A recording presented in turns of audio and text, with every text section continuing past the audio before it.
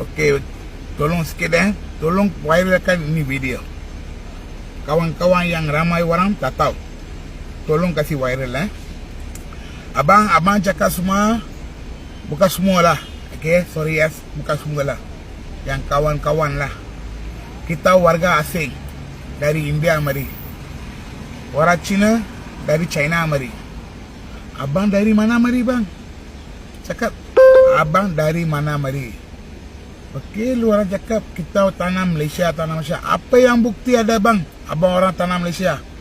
Cakap, abang pun warga asing juga bang. Okey, kita punya moyang dari mari sebelum merdeka, dia orang mari sini, kita berlaihan sini.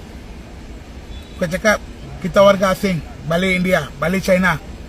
Habis kita orang semua mau kalau apa mau bikin bang? Tak betul bang ni. Ini bukan tanah Malaysia bang.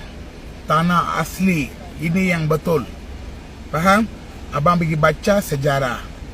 Baca sejarah baru boleh tahu bang. Terus cakap ini orang mari dari India lah. Memang kita dari India mari juga, tapi kita moyang mari. Tapi kita beranak dari Malaysia. Kita anak Malaysia. Okey? Apa yang undang-undang kamu ada pun, kita pun ada itu juga. Tapi abang bikin apa? Semua maki juga. Yang bukan cakap semua orang lah bang Faham Bukan cakap semua orang. Yang banyak orang kan supportkan kita, mai ibadatkan kita. Faham? Tolong sikit lah bang. Kita anak Malaysia bang, bukan warga asing.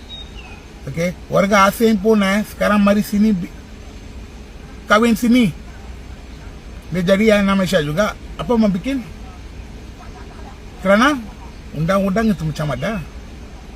Tapi lain kali janganlah cakap kita dari India mari warga asing lah, China mari warga asing lah. Kamu pun dari mari orang asing juga bang. Faham sikit bukan ni tanah Melayu Faham sikit, ni bukan tanah Melayu.